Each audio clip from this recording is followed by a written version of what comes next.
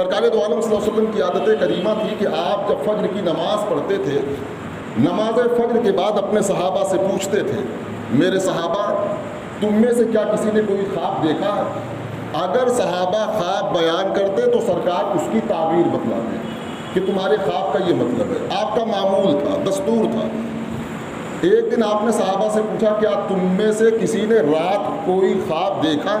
سارے صحابہ خاموش رہے، کسی نے کچھ جواب نہیں دیا۔ تو سرکار نے خود ہی فرمایا کہ آج رات میں نے خواب دیکھا ہے۔ سارے صحابہ کے کان کھڑے ہو گئے، کیونکہ خواب دیکھنے والا کوئی عام انسان تو تھا نہیں۔ خواب دیکھنے والا وہ انسان تھا، وہ ذات تھی جس کا خواب بھی وحی الہی سے کم نہیں ہوتا، جس کا خواب بھی سچا ہوتا ہے۔ صحابہ کرام ہماتن گوش ہو گئے سرکار کا خواب سننے کے لیے۔ سرکار نے فرمایا کہ رات میں نے خواب دیکھا۔ آپ حضرات توجہ کے ساتھ یہ خواب سنیے اور اس سے عبرت حاصل کیجیے۔ سرکار نے فرمایا کہ کیونکہ سرکار کا خواب یہ سچا ہوتا ہے، اس کے اندر جھوٹ کا امکان نہیں ہوتا۔ آپ نے فرمایا کہ رات میں نے دیکھا کہ میرے پاس دو شخص آئے اور مجھ کو اٹھا کر لے چلے۔ ایک ویرانے میں پہنچے، وہاں میں نے دیکھا کہ ایک آدمی بیٹھا ہوا ہے اور اسی کے آگے، اسی کے سامنے ایک آدمی ہے جس کے ہاتھ میں لوہے کا انکڑا ہے، جس سے کوئی چیز چیری جاتی ہے، کاٹی جاتی ہے۔ سرکار فرماتے ہیں کہ میں نے دیکھا کہ جو آدمی بیٹھا ہوا ہے اس کے گلفڑے میں وہ آدمی جو کھڑا ہوا تھا انکڑا داخل کرتا ہے اس کے جبڑے میں، اور اس کا جبڑا چیرتے ہوئے پشت تک لے آتا ہے، گدی تک لے جاتا ہے، اور پھر اس کے بعد انکڑا نکالتا ہے، دوسرے گلفڑے کی طرف انکڑا لاتا ہے، تب تک پہلا گلفڑا اس کا درست ہو جاتا ہے۔ دوسرا گلفڑا چیرتا ہے، دوسرے گلفڑے کے چیرنے کے بعد پھر پہلا گلفڑا جو صحیح ہو چکا تھا اس کو چیرتا ہے، اور پھر جب وہ چیر چکا ہوتا ہے تو یہ والا صحیح ہو جاتا ہے۔ اسی طریقے سے وہ کرتا رہتا ہے، یہ عمل جاری رہتا ہے۔ سرکار نے پوچھا کہ میرے ہمراہیوں یہ بتاؤ کہ یہ کیا ماجرا ہے؟ تو ان لوگوں نے کہا کہ آگے بڑھیے۔ سرکار کہتے ہیں کہ میں آگے بڑھا اور پھر ایک ایسے مقام پر پہنچا جہاں میں نے دیکھا کہ ایک آدمی چت لیٹا ہوا ہے اور اسی کے سامنے ایک آدمی کھڑا ہوا ہے جس کے ہاتھ میں بہت بڑا سا پتھر ہے، اور وہ اس پتھر سے اس آدمی کے سر پر مارتا ہے، اس کا سر کچل جاتا ہے، دماغ اس کا پاش پاش ہو جاتا ہے، پتھر لڑک کے آگے بڑھ جاتا ہے۔ وہ آدمی پتھر اٹھانے کے لیے وہاں تک جاتا ہے، تب تک اس کا سر صحیح ہو جاتا ہے، پھر پتھر سے مارتا ہے، یہی عمل جاری رہتا ہے۔ سرکار کہتے ہیں کہ میں نے پوچھا کہ میرے ہمراہیوں بتاؤ کہ یہ کیا ماجرا ہے؟ تو انہوں نے کہا کہ آگے بڑھیے۔ میں آگے بڑھا، ایک ایسے مقام پہ پہنچا کہ جہاں میں نے دیکھا کہ ایک بہت بڑا سا گڈھا ہے، اور وہ گڈھا تنور کی طرح سے ہے، یعنی اوپر سے اس کا منہ تنگ ہے اور اندر سے بڑا کشادہ ہے، اور اس گڈھے میں ننگے مرد اور ننگی عورتیں ہیں، اور اس گڈھے میں آگ جل رہی ہے۔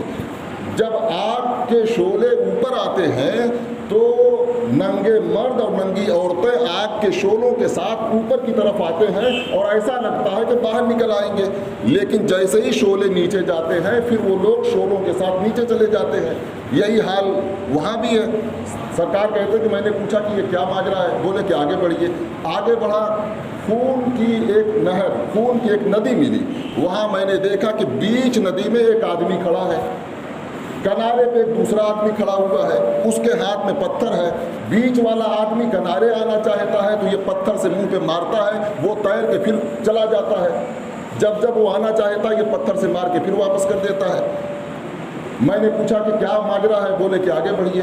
سرکار کہتے ہیں میں آگے بڑھا اور ایک خوشنما باغ، ہرے بھرے باغ کے پاس پہنچا جہاں پہ ایک بہت پرانا اور بہت بڑا درخت تھا، اور اس درخت کی جڑ کے پاس میں ایک بوڑھا آدمی تھا، اور اسی کے ارد گرد بہت سارے بچے جمع تھے، اور قریب ہی میں ایک آدمی آگ جلا رہا تھا۔ وہ دونوں مجھ کو پیڑ پہ چڑھا لے گئے۔ جب میں پیڑ پہ چڑھا تو وہاں ایک عالیشان محل دکھا، اور ایسا محل کہ میں نے زندگی میں کبھی ویسا محل نہیں دیکھا۔ اس محل میں میں نے دیکھا کہ بچے ہیں، عورتیں ہیں، جوان ہیں، بوڑھے ہیں، ہر طرح کے لوگ ہیں۔ پھر اس کے بعد وہاں سے نکال کے مجھ کو اور اوپر لے گئے درخت کے، وہاں میں نے ایک دوسرا محل دیکھا جو پہلے والے محل سے کہیں زیادہ خوبصورت تھا۔ اس میں جوان اور بوڑھے تھے، تو میں نے ان دونوں سے کہا کہ رات بھر تم لوگوں نے گھمایا مجھے لیکن مطلب نہیں بتلایا، جو کچھ میں نے دیکھا ہے اس کی وجہ تم لوگوں نے نہیں سمجھایا، بتاؤ کہ یہ سب کیا ہے؟ تو ان دونوں نے کہا کہ ہاں اب بتاتے ہیں۔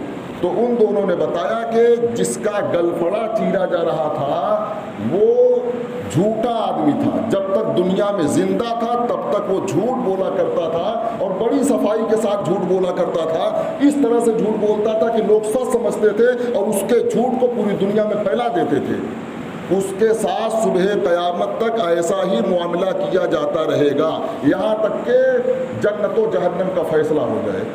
اور جس کے سر کو کچلا جا رہا تھا یہ وہ آدمی تھا دنیا کا جسے اللہ تبارک و تعالیٰ نے قرآن کا علم دیا تھا، قرآن کا علم دیا تھا، قرآن کا عالم بنایا تھا، قرآن کا حافظ بنایا تھا، لیکن وہ قرآن کے احکام سے غفلت برتتے ہوئے قرآن کے احکام پر عمل نہیں کرتا تھا۔ صبح قیامت تک اس کے ساتھ یہ سلوک کیا جاتا رہے گا۔ اور آپ نے تنور کی طرح سے غار میں گڈھے میں جو ننگے مرد اور ننگی عورتوں کو دیکھا وہ زناکار مرد اور زناکار عورتیں تھیں جو دنیا میں زناکاری کا کام کیا کرتے تھے۔ صبح قیامت تک ان کے ساتھ یہی معاملہ کیا جاتا رہے گا۔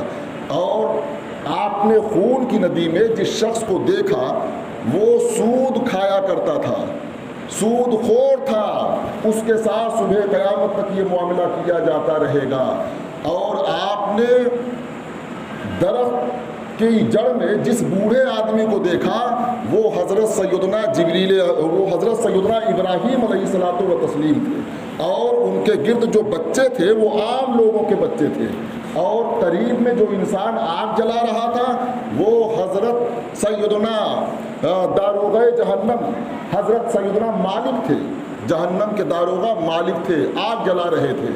اور جو آپ نے پہلا گھر دیکھا وہ عام مومنین کا گھر تھا، عام لوگوں کا گھر، اور جو دوسرا گھر آپ نے دیکھا وہ شہداء کا گھر ہے۔ پھر اس کے بعد ان دونوں نے کہا کہ آپ تھوڑا نظر اٹھا کر دیکھیے۔ سرکار کہتے ہیں کہ میں نے نظر اٹھا کر دیکھا تو انتہائی چمکدار، انتہائی سفید خوبصورت محل نظر آیا۔ تو ان دونوں نے کہا کہ یہ آپ کا گھر ہے، آپ کا محل ہے۔ میں نے کہا کہ مجھ کو اپنے محل میں داخل ہونے دو، تو ان لوگوں نے کہا کہ نہیں، ابھی آپ کی عمر باقی ہے، جب آپ کی عمر مکمل ہو جائے گی تب آپ اپنے محل میں داخل ہوں گے۔ تو ان دونوں نے بتایا کہ میں جبریل ہوں، حضرت جبریل تھے، انہوں نے کہا کہ میں جبریل ہوں اور یہ میکائیل ہے۔